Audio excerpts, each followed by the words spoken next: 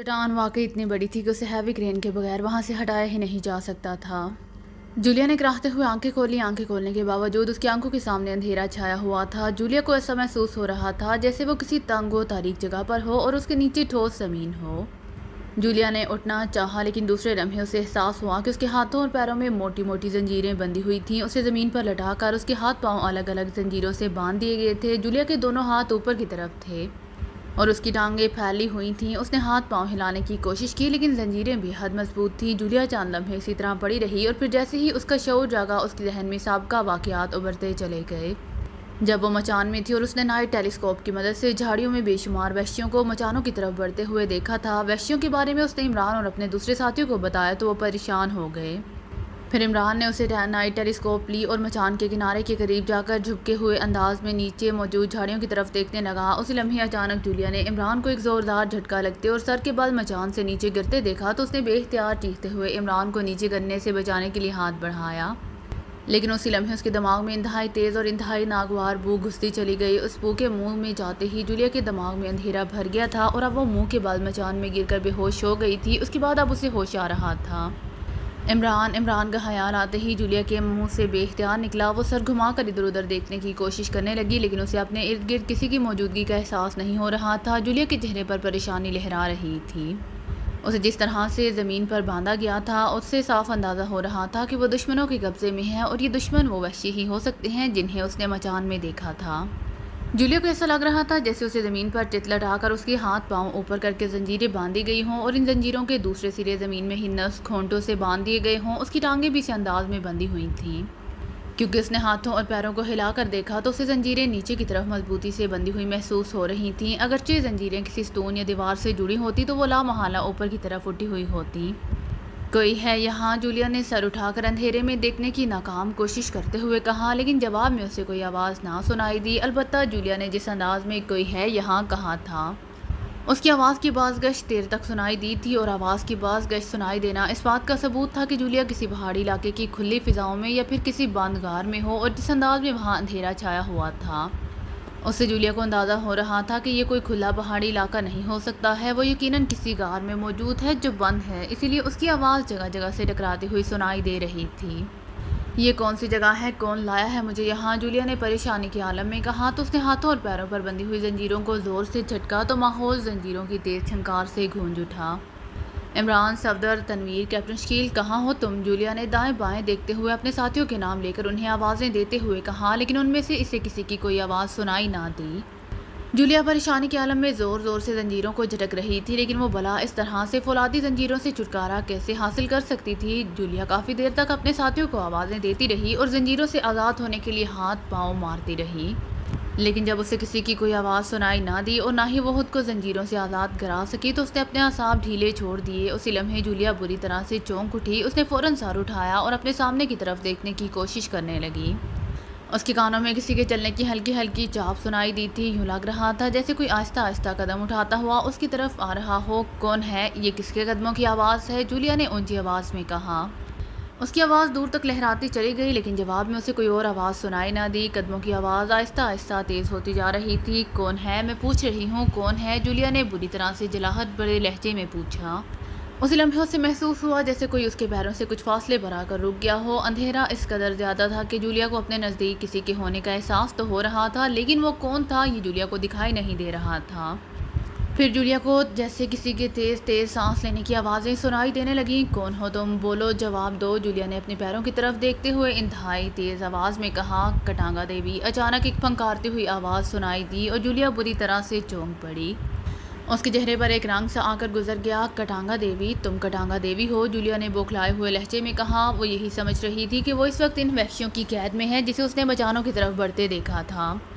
उसके गुमान में भी नहीं था कि उसके सामने इस तरह अचानक कटांगा देवी आ जाएगी। हाँ, मैं कटांगा देवी हूँ। कटांगा देवी की जवाबन आवाज़ सुनाई दी। यहाँ क्यों आई हो? आप क्या चाहती हो मुझसे? जूलिया ने नफ़रत भरे लहजे में कहा।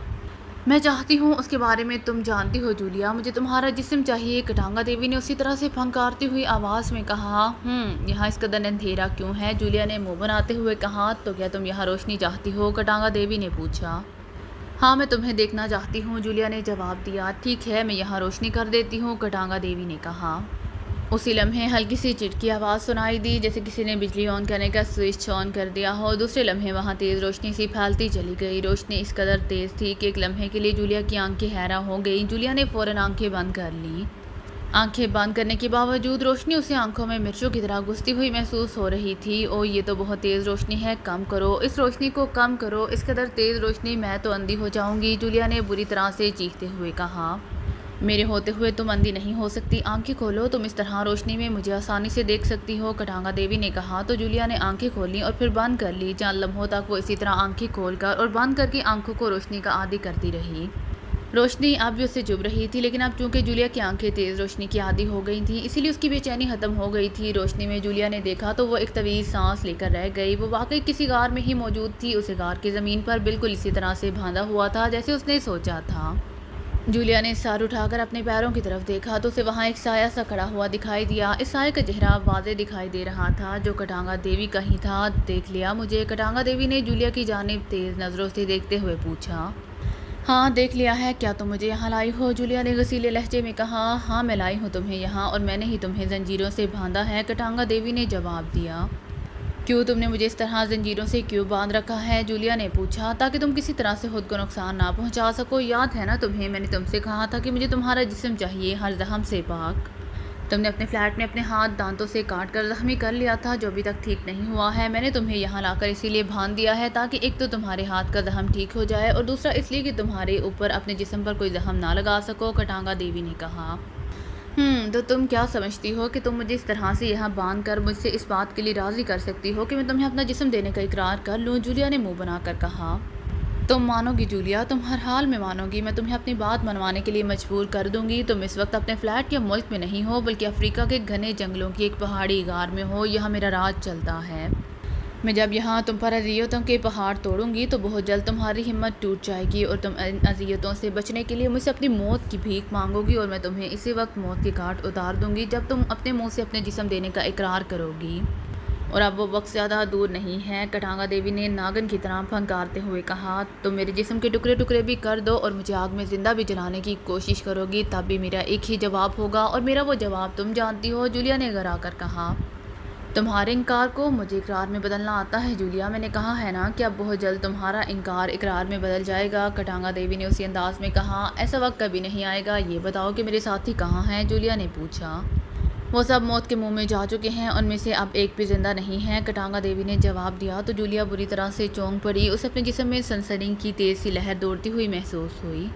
ये तुम क्या कह रही हो? मेरे साथियों को तुम इस तरह से कैसे हलाक कर सकती हो? तुमने तो कहा था कि जब तक तुम मेरा जिस्म हासिल नहीं कर सकती, इस वक्त तक तुम मेरे किसी साथी को कोई नुकसान नहीं पहुंचाओगी। जूलिया ने इस बार लरजती हुई आवाज़ में कहा। तुम्हारे साथियों को मैंने हलाक नहीं किया है, कटांगा देवी ने कहा। अगर तुमने उन्हें हलाक नहीं किया तो फिर तुम ये क्यों कह रही हो कि वो सब मौत के मुँह में जा चुके हैं? जूलिया ने चौंक कर कहा। तुम्हारे साथियों को शिगारा ने हलाक कराया है। शिगारा ने अपनी शैतानी ताकत भोपत की मदद से तुम सब पर मकारगी का वार किया था, जिससे तुम और तुम्हारे साथी मचानों में बेहोश हो गए थे। जब तुम सब बेहोश हो गए तो शिगारा कबीले के वहशी उन मचानों पर चढ़ गए और तुम्हारे साथियों को वहाँ से उठाकर ले गए। इससे पहले कि वहशी वहाँ से तुम्हें भी उठाकर ले जाते, मैं उसी वक्त वहाँ पहुँच गई और मैं तुम्हें वहाँ से उठाकर यहाँ ले आई। मकारगी के असर से तुम भी बेहोश हो गई थी, और एक बार जिस पर मकारगी का वार कर दिया जाए उसे किसी सूरत भी होश नहीं आता, और वो बेहोशी की हालत में ही हलाक हो जाता है। लेकिन चूंकि तुम्हें मैं वहाँ से उठाकर ले आई थी, इसलिए तुम पर मकारगी का असर ख़त्म हो गया था। इसी वजह से तुम इस वक्त होश में हो और मुझसे बातें कर रही हो, कटांगा देवी ने कहा। ओ तो क्या मेरे साथी अभी बेहोश हैं? लेकिन वो हैं कहाँ? शिगारा कबीले के वहशी उन्हें कहाँ ले गए हैं? जूलिया ने पूछा। फिर कटांगा देवी ने शिगारा और भोपत के बारे में उसे सब बता दिया कि किस तरह उन्होंने इमरान और उसके साथियों को काले कुएं में फेंक दिया था। ये सारी तफसील सुनकर जूलिया हैरान रह गई।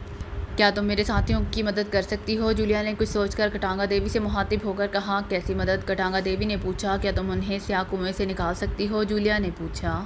नहीं, मैं स्याह कुएं के करीब भी नहीं जा सकती। मैं अगर इस कुएं के पास गई या मैंने उसे खोलने की कोशिश की तो मैं भी हमेशा के लिए इस कुएं की कैदी बन जाऊंगी। शिगारा तुम्हारे साथियों के साथ मुझसे बचाने के लिए तुम्हें भी इस कुएं में कैद कराना चाहता था, इसीलिए मैं तुम्हें वहाँ से फ़ौरन उठा लाई थी। अगर मुझे देर हो जाती और तुम्हें और तुम्हारे साथियों के साथ स्याह कुएं में फेंक दिया जाता तो मैं भी तुम्हें इस कुएं से नहीं निकाल सकती थी, कटांगा देवी ने कहा। तो जूलिया ने गुस्से और परेशानी से झबड़े भींच लिए।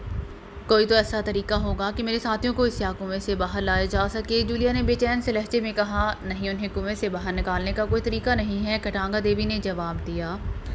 تو کیا تم اس کنویں کا بند کیا ہوا منہ بھی نہیں کھول سکتی ہو؟ جولیا نے بری طرح سے سر جھٹک کر کہا۔ نہیں، یہ کام صرف بھوپت ہی کر سکتا تھا جو اب فنا ہو چکا ہے، اسے میں نے فنا کیا ہے، کٹانگا دیوی نے جواب دیا۔ تو جولیا کے چہرے پر مایوسی کے بادل چھا گئے۔ اسے اب واقعی محسوس ہونا شروع ہو گیا تھا جیسے وہ عمران اور اپنے باقی تمام ساتھیوں کو ہمیشہ کے لیے کھو چکی ہو اور اب وہ انہیں شاید کبھی نہ دیکھ سکے گی۔ یہ خیال آتے ہی جولیا کی آنکھوں میں نمی آ گئی، جس نے دیکھتے ہی دیکھتے آنسوؤں کا روپ دھار لیا اور اس کی دونوں آنکھوں سے آنسو نکل کر اس کی کن پٹیوں پر بہنا شروع ہو گئے۔ جولیا نے بلا شبہ اس سے پہلے کبھی خود کو اس قدر بے بس محسوس نہیں کیا تھا جس قدر وہ اس وقت تھی۔ کٹانگا دیوی اس کے پیروں کے پاس کھڑی اسے زہریلی نگاہوں سے گھور رہی تھی۔ چند لمحے وہ اسی طرح جولیا کے پاس کھڑی دیکھتی رہی، پھر وہ سائیڈ میں ہٹی اور جولیا کے پاس سے ہورتی ہوئی اس کے سر کے پاس آ کر کھڑی ہو گئی۔ تمہارے یہ آنسو تمہارے اب کسی کام نہیں آئیں گے جولیا، اب تم اکیلی ہو، قطعی اکیلی۔ اس لیے بہتر ہے کہ تم میری بات مان جاؤ۔ میں کٹانگا دیوی تم سے وعدہ کرتی ہوں کہ اگر تم اپنی خوشی سے مجھے اپنا جسم دینے کی حامی بھر لو گی تو میں تمہیں اذیت ناک موت سے ہمکنار نہیں کروں گی۔ میں اس قدر آرام اور سلیقے سے تمہیں ہلاک کروں گی کہ تمہیں اپنی ہلاکت کا بھی پتہ نہیں چلے گا۔ کٹانگا دیوی نے جولیا کو سمجھاتے ہوئے کہا۔ دفع ہو جاؤ یہاں سے، میں تمہاری شکل بھی دیکھنا گوارا نہیں کرتی، چلی جاؤ یہاں سے فوراً، جولیا نے غصے سے چیختے ہوئے کہا۔ اس کا انداز ایسا تھا جیسے اس کے ضبط کے تمام بندھن ٹوٹ گئے ہوں، اسی لیے وہ کٹانگا دیوی پر اس انداز میں بھڑک اٹھی تھی۔ اس کی بات سن کر ایک لمحے کے لیے کٹانگا دیوی کے چہرے پر ناگواری کے اثرات نمودار ہوئے، جیسے اسے جولیا کے بولنے کا انداز پسند نہ آیا ہو، لیکن دوسرے لمحے اس کا چہرہ نارمل ہو گیا اور اس کے ہونٹوں پر ایک بار پھر زہر انگیز مسکراہٹ اود کر آئی۔ تمہیں شاید اپنے ساتھیوں کی ہلاکت کا غم ہے، کوئی بات نہیں، جب تک تم زندہ ہو اپنے ساتھیوں کی ہلاکت پر آنسو بہا سکتی ہو۔ ویسے بھی تمہارے ہاتھ کا زخم ٹھیک نہیں ہوا ہے، اسی لیے میں تمہیں کچھ نہیں کہہ سکتی، لیکن جیسے ہی تمہارے ہاتھ کا زخم ٹھیک ہوگا میں تم سے ملنے پھر آؤں گی، تب تک تم اس غار میں رہو اور دیکھو تمہارے ساتھ یہاں کیا کیا ہوتا ہے، کٹانگا دیوی نے زہریلے انداز میں مسکراتے ہوئے کہا۔ کیا مطلب کیا ہوگا میرے ساتھ اس غار میں؟ جولیا نے اس کی جانب ہونہار نظروں سے دیکھتے ہوئے کہا۔ جو بھی ہوگا جلد ہی تمہیں اس کا علم ہو جائے گا، بس میرے یہاں سے جانے کی دیر ہے۔ اور پھر کٹانگا دیوی نے کہا اور اس کے چہرے پر انتہائی شفقانہ مسکراہٹ ابھر آئی۔ اس کی مسکراہٹ اس قدر خوفناک تھی کہ جولیا ایک بار تو اس کا چہرہ دیکھ کر لرز اٹھی تھی۔ اور پھر کیا؟ جولیا نے اس کی جانب غور سے دیکھتے ہوئے اور دھڑکتے دل سے پوچھا۔ میں نے کہا تھا نا کہ مجھے یہاں سے جانے دو، پھر کیا ہوگا؟ وہ ہوتی تمہارے سامنے آ جائے گا، کٹانگا دیوی نے زہریلے انداز میں کہا۔ اب میں جا رہی ہوں اور جانے سے پہلے ایک بار پھر تمہیں متنبہ کر رہی ہوں کہ تمہارے بہتر حق میں یہی ہوگا کہ تم میری بات مان جاؤ، اس طرح تمہاری موت بے حد آسان ہو جائے گی، ورنہ تمہارا حشر بے حد بھیانک ہوگا، اس قدر بھیانک کہ تم اس کا تصور بھی نہیں کر سکتی ہو۔ کٹانگا دیوی نے اس بار انتہائی سخت لہجے میں کہا۔ ایک بار مجھے ان زنجیروں سے آزاد کر دو کٹانگا دیوی، پھر دیکھنا میں تمہارا کیا حشر کرتی ہوں۔ تمہیں فنا کرنے کے لیے مجھے چاہے اپنی جان ہی کیوں نہ دینی پڑے، اس سے بھی گریز نہیں کروں گی۔ میں تمہیں اپنا جسم دینے کی بجائے اپنے ہی ہاتھوں خود ہلاک کر دوں گی، لیکن تمہیں نئی زندگی کبھی حاصل نہیں کرنے دوں گی، یہ میرا تم سے وعدہ ہے۔ جولیانا فٹس واٹر کا وعدہ، اور جولیانا ایک بار جس سے جو وعدہ کرتی ہے اسے ہر حال میں پورا کرتی ہے، جولیا نے انتہائی غضبناک لہجے میں کہا۔ ایسا تم کچھ نہ کر سکو، اسی لیے تو میں تمہیں یہاں لا کر باندھا ہے۔ میں نے تمہیں جن زنجیروں سے باندھ رکھا ہے، اول تو تم انہیں توڑ نہیں سکتی، اور بالفرض محال اگر تم کسی طرح سے یہ زنجیریں توڑ بھی دو تب بھی تمہیں کوئی فائدہ نہیں ہوگا۔ جیسے ہی تم ان زنجیروں کو توڑو گی، یہ زنجیریں خود بخود حرکت میں آ کر تمہیں ایک بار پھر جکڑ لیں گی، اور اس بار یہ زنجیریں مزید پھیل کر تمہارے سارے جسم کو اس طرح بری طرح سے جکڑیں گی کہ تم معمولی سی جنبش بھی نہیں کر سکو گی، کٹانگا دیوی نے کہا۔ تو جولیا گھبرا کر رہ گئی۔